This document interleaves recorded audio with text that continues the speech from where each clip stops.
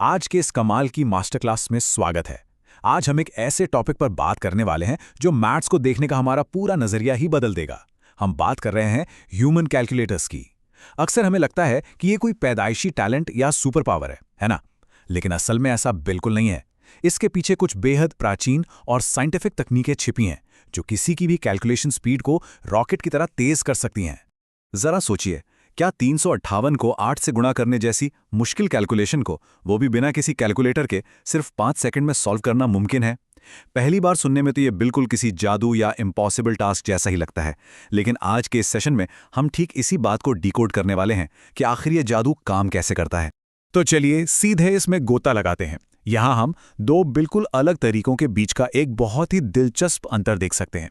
एक तरफ वो हमारा पुराना थका देने वाला तरीका है जहां पेन और पेपर लेकर हर एक स्टेप को घिस-घिस कर लिखना पड़ता है, और दूसरी तरफ है वैदिक मैथ्स की वो बिजली सी तेज मेंटल तकनीक जो हमें पेन और पेपर की स्केच से पूरी तरह आजाद कर देती है। और सबसे हैरानी की बात पता है क्या है? इन तकनीकों की जड़ें हमारे इतिहास में बहुत गहरी हैं। हमारे प्राचीन ग्रंथों में मॉडर्न साइंस के कई राज पहले से ही दर्ज हैं। उदाहरण के लिए हनुमान चालीसा में सूरज से पृथ्वी तक की सटीक दूरी बहुत पहले ही बता दी गई थी। इसी तरह ऋग्वेद में प्रकाश की गति यानी 3 × 10⁸ मीटर्स पर सेकेंड का बिल्कुल परफेक्ट जिक्र मिलता है। ये सब इसी एंशिएंट मैथ्स का ही तो कमाल था। तो आज के इस मास्टर क्लास में हम 4 मेन चीजें सीखने वाले हैं। पहला, लाइटनिंग फास्ट मल्टीप्लिकेशन। दूसरा, मेंटल एडिशन को आसान बनाना। तीसरा, बिना किसी स्ट्रगल के सब्ट्रैक्शन। और चौथा, द अल्टीमेट डिवीजन हैक। तो आइए बिना किसी देरी के अपने पहले पिलर की तरफ बढ़ते हैं, जो है लाइटनिंग फास्ट मल्टीप्लिकेशन। यहां हम बड़े नंबर्स को सिर्फ दिमाग में ही मल्टीप्लाई करना सीखेंगे। चलिए 41 और 23 को मल्टीप्लाई करके देखते हैं। इसके सिर्फ 3 बहुत ही सिंपल स्टेप्स हैं। सबसे पहले दोनों नंबर्स के पहले डिजिट्स को आपस में गुणा करना है, यानी 4 और 2 जो हो गया 8। दूसरे स्टेप में इन्हें क्रॉस मल्टीप्लाई करके जोड़ना है, मतलब 4 को 3 से किया तो 12, और 1 को 2 से किया तो 2। अब 12 और 2 को जोड़ा तो मिला 14।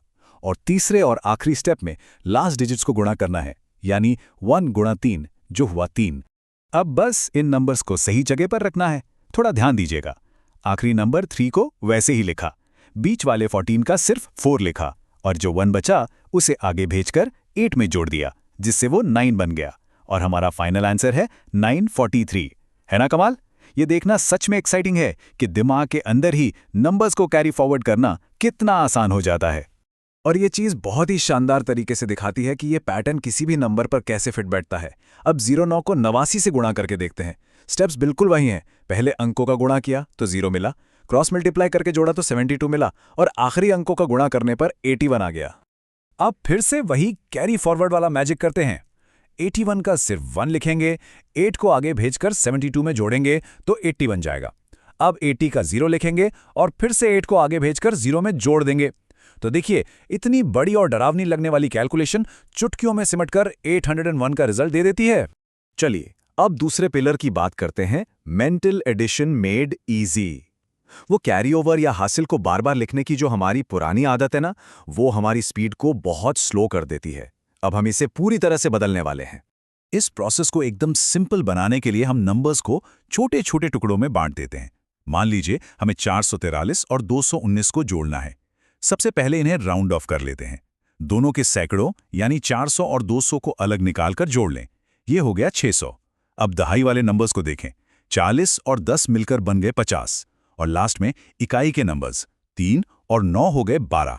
अब बस दिमाग में सेव किए गए इन तीनों टुकड़ों को, यानी 600, 50 और 12 को एक साथ मिला देना है, और ये रहा हमारा फाइनल टोटल 662।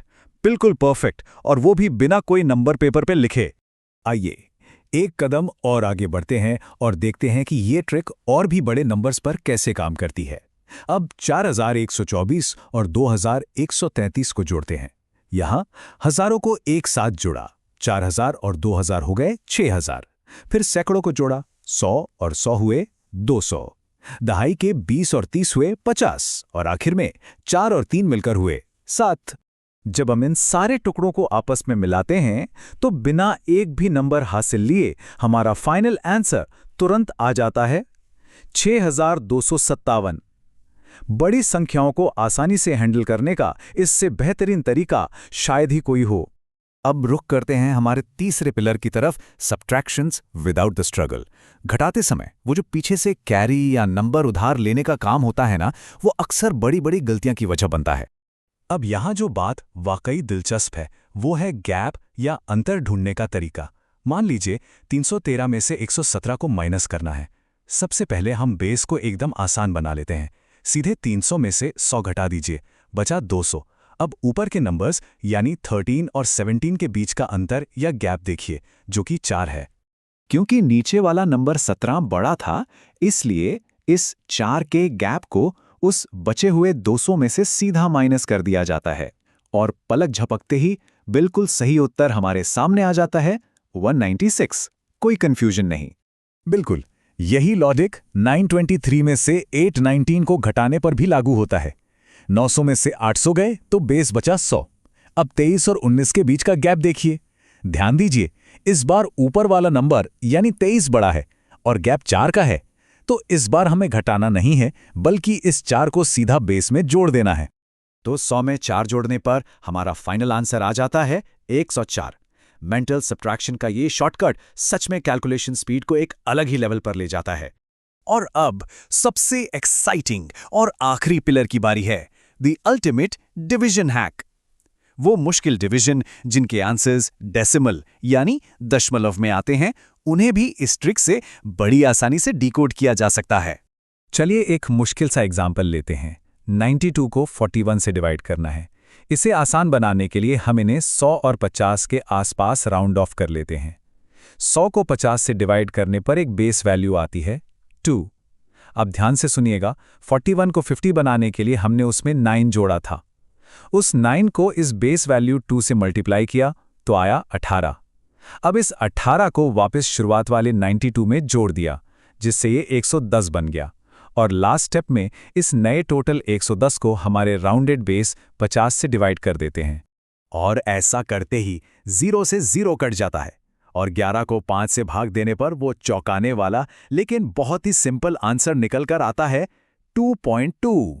ये साबित करता है कि मुश्किल से मुश्किल लगने वाले फ्रैक्शन भी पूरी तरह से सिर्फ दिमाग में सॉल्व किए जा सकते हैं। तो यहाँ सबसे ज़रूरी बात यह है कि यही रूल बहुत बड़ी और कॉम्प्लेक्स संख्याओं पर भी बिल्कुल वैसे ही काम करता है।